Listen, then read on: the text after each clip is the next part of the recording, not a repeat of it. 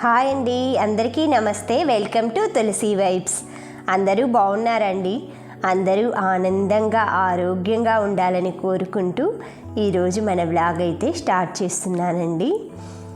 మనకి ఉదయాన్నే ఇలాగా కొంచెం ప్రకృతితోటి అంటే ఫ్లవర్స్ చూసుకోవటం, గార్డెన్ చూసుకోవటం లేవుగానే ప్రతి ఒక్కరికి అలవాటు ఉంటుంది కదండి. ఈరోజైతే నేను పోలాల అమావాస్య అండి, అందుకనేసి దేవుడు సామాన్లన్నీ అయితే మొత్తం క్లీన్ చేస్తున్నానమాట. అది కాకుండా మనకి గణేష్ చతుర్థి వస్తుంది కదా, దానికోసం కూడా పూజ రూమ్ అనేది డీప్ క్లీనింగ్ అది చేస్తున్నాను.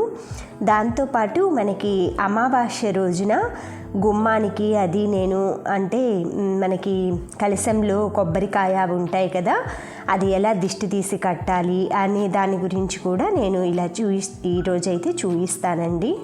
ఆ తర్వాత దేవుడి విగ్రహాలు అవన్నీ ఎలా క్లీన్ చేసుకుంటాను, అవి ఎలా సర్దుకుంటాను, మొత్తం అయితే ఈరోజు డీటెయిల్డ్గా అయితే పూజ రూము మొత్తం క్లీనింగ్ అండ్ విగ్రహాల గురించి అన్నిటి గురించి అయితే చెప్తానండి. ఈరోజు అమావాస్య ఎక్కువగా తమిళ వాళ్ళు అమావాస్య ఆదివారం అయితే వాళ్ళకి చాలా మంచిదంటండి.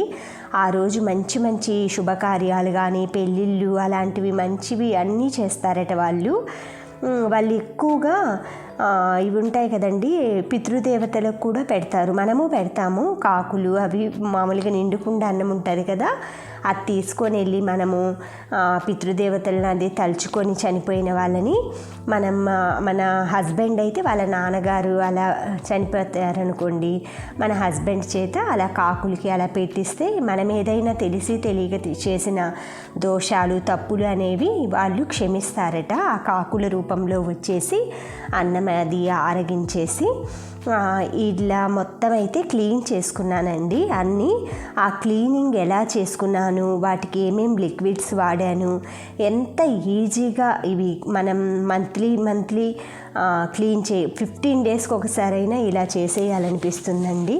డైలీ కూడా మనం దీపారాధన కుందులు, మామూలుగా ప్రసాదం పెట్టే ప్లేటు, కడ్డీలు స్టాండు డైలీ రుద్దుతాం కదా.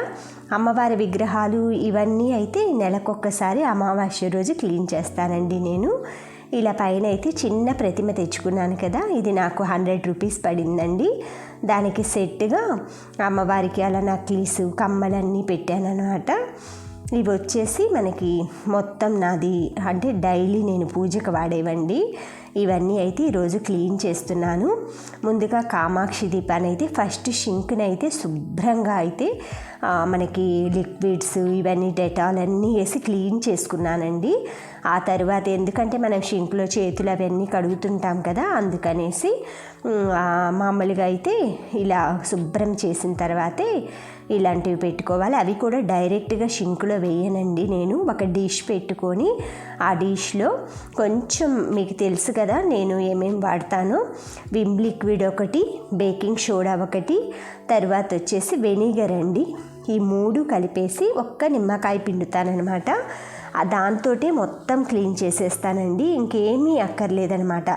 మనం మామూలుగా గోరువెచ్చటి నీళ్ళైనా తీసుకోవచ్చు. మీరు విగ్రహాలకైతే నార్మల్ చల్ల నీళ్ళలోనే వేసుకోండి. ఇలాగ ఎందుకంటే మనకి ఇవి దీపారాధన కుందులకి ఆయిల్ ఉంటుంది కదండి, ఆయిల్ అనేది వదలదనమాట తొందరగా, అందుకని కొంచెం గోరువెచ్చటి నీళ్ళల్లో వేయమంటారు. చూశారు కదా, నానబెట్టిన తర్వాత ఊరికే ఎంతండి ఒక్క 5 మినిట్స్ నానబెట్టాను అంతే. తర్వాత అలా ఊరికే ఆ పీచు పెట్టేసి కొత్త పీచు దాని వరకే పెట్టుకుంటానండి అమ్మవారి విగ్రహాలకి అవి తోవడానికి. మామూలుగా ఇంట్లో మనం రోజు పాత్రలు కడిగేవి అవి వాడకూడదనమాట. స్వాములు అవి కడిగేప్పుడు ఇలా మొత్తం రుద్దుకున్న తర్వాత అయితే దేవుడి విగ్రహాలన్నీ ఒక ట్రేలోకి దీపారాధన కుందులు, మనకి పంచపాత్రలు, గ్లాసులు, ఉద్దరణి, స్పూన్లు ఇవన్నీ అయితే ఇంకొక దాంట్లోకి పెట్టుకున్నాం అనుకోండి, మనం బొట్లు పెట్టుకునేటప్పుడైనా సర్దుకోవటానికి కానీ ఈజీగా ఉంటుందన్నమాట. ఈ విధంగా మొత్తం మొన్న కొన్ని క్లీన్ చేయలేదండి వెండివి. మొన్న వరలక్ష్మి వ్రతం అప్పుడు పూజవి, ఆ తర్వాత టెంపుల్కి వెళ్ళాను కదా ఆ పూజవి, అవన్నీ వెండి పళ్ళెము ఇవన్నీ అయితే క్లీన్ చేసేసి ఇంకా మనకి పెద్ద పూజలు గణేష్ చతుర్థి నవరాత్రులప్పుడు తీస్తానన్నమాట. డైలీ అయితే ఈ వెండి సామాన్ అవి వాడనండి, బ్రాస్ సామానే వాడతానన్నమాట.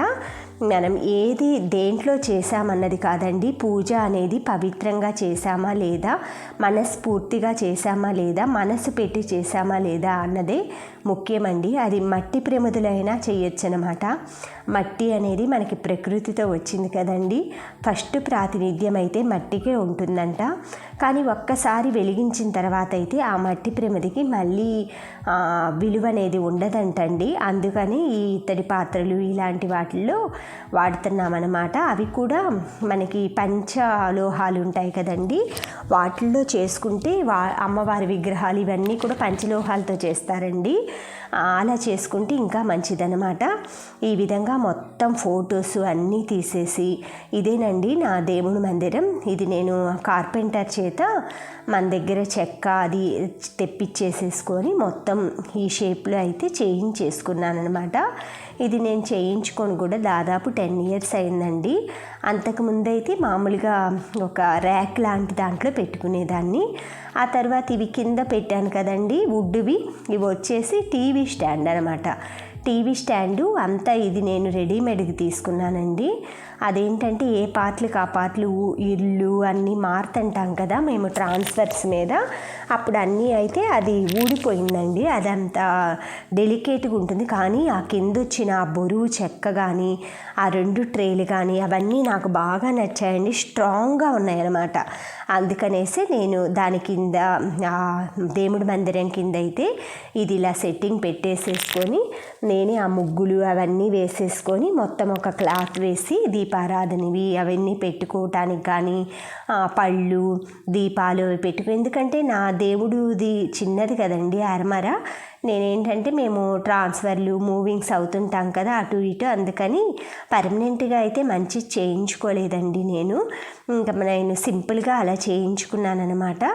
ఆ తర్వాత మేము ఇల్లు అది కట్టుకొని మా సొంత ఊరు అటు వెళ్ళినప్పుడు, మాది ఒంగోలు అండి సొంత ఊరు, అక్కడ వెళ్ళిన తర్వాత మంచిగా రూమ్ ఒకటి దేవుడికి అన్నట్లు సపరేట్గా ఎప్పుడు ఎక్కడున్నా కానీ నేను దేవుడికంటూ స్పెషల్గా రూమ్ పెట్టుకుంటానండి. చిన్న ఇల్లు దగ్గర నుంచి పెద్ద ఇల్లు వరకు అయినా, చిన్నిళ్ళు అయినా సరే చిన్నది మాకు ఇక్కడ ప్రతి దానికి ఒక స్టోర్ రూమ్ టైప్ ఇస్తారనమాట. దాంట్లో నేనేమి స్టోర్ ఐటమ్స్ పెట్టకుండా దేవుణ్ణే పెట్టేదాన్ని అనమాట.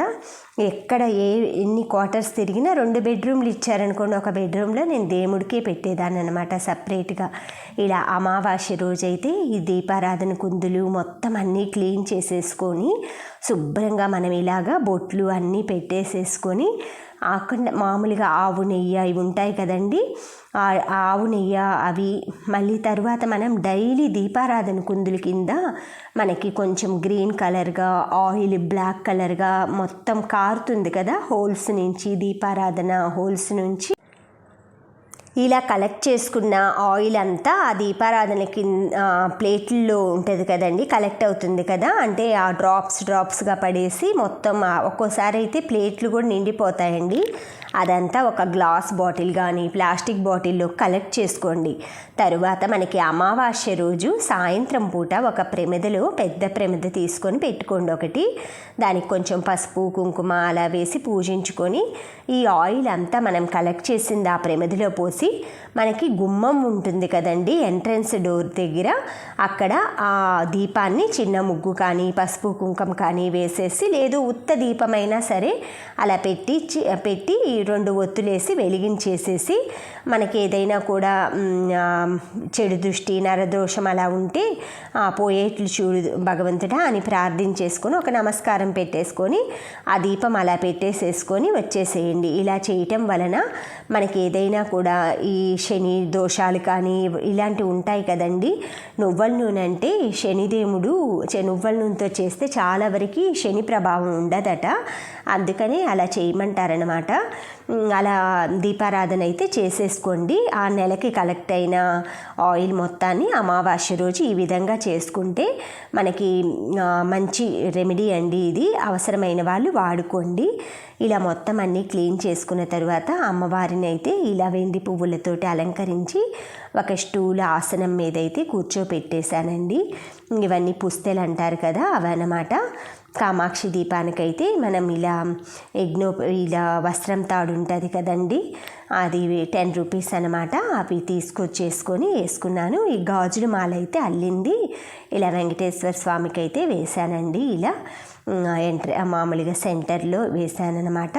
తర్వాత మన చెట్లకు పూసిన సువర్ణ పుష్పాలు, గన్నేరు ఇవన్నీ పూసానన్నమాట. తర్వాత మనకేంటంటే చాలామంది డౌట్ అనమాట, మనకి 5వ రోజు అలాగ దీపారాధన చెయ్యొచ్చా అలా అంటారు కదండి.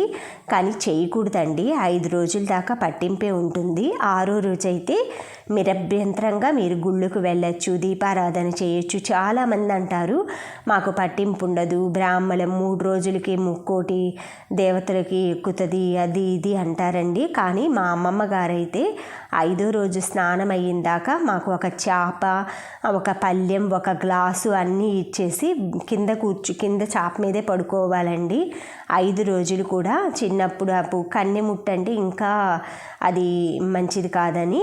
ఆ తర్వాత వచ్చేసి ఇది కొబ్బరికాయ అండి. కలశంలో పెడతాం కదా కొబ్బరికాయ, ఆ కలశంలో పెట్టిన కొబ్బరికాయని ఇలా ఎర్ర జాకెట్ ముగ్గలో మనం సాంబ్రాణి ఇదంతా వేసి చూయించుకొని ధూపం దండం పెట్టేసుకొని మనం గుమ్మం ఉంటుంది కదా ఇంటి దగ్గర మెయిన్ గేటు, ఆ మెయిన్ గేటు ఎదురుగా అయితే దిష్టి తీసేసి మనం 3 సార్లు ముందుకి 3 సార్లు వెనక్కి తిప్పేసేసుకొని ఆ చిక్కం లాంటిది ఉంటుంది కదండి, గుమ్మడికాయలు పెట్టే చిక్కము, ఆ చిక్కంలో అయితే ఇలా పెట్టేసుకొని కట్టేసేసుకుంటే ఏవైనా కూడా మనకి ఏదైనా కొంచెం మనశ్శాంతి లేకపోయినా, చెడు ప్రభావం ఉన్న ఆ అమ్మవారి చెడు దృష్టి కానీ ఎదుటి వాళ్ళ దృష్టి మన ఇంటి మీద పడకుండా ఆ అమ్మవారి రక్షగా ఉంటుందన్నమాట.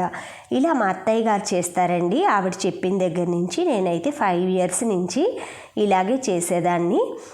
కలశం అదివరకు కలశం పెట్టుకున్నప్పుడు కొబ్బరికాయ అది కొట్టడమో లేదా గుళ్ళో ఇవ్వటమో చేసేదాన్ని అన్నమాట. మనం ఎవరికైనా మంచి చేయకపోయినా పర్వాలేదు కానీ చెడు మాత్రం అస్సలు చేయకూడదండి. తెలిసి అస్సలు చేయకూడదు అనమాట.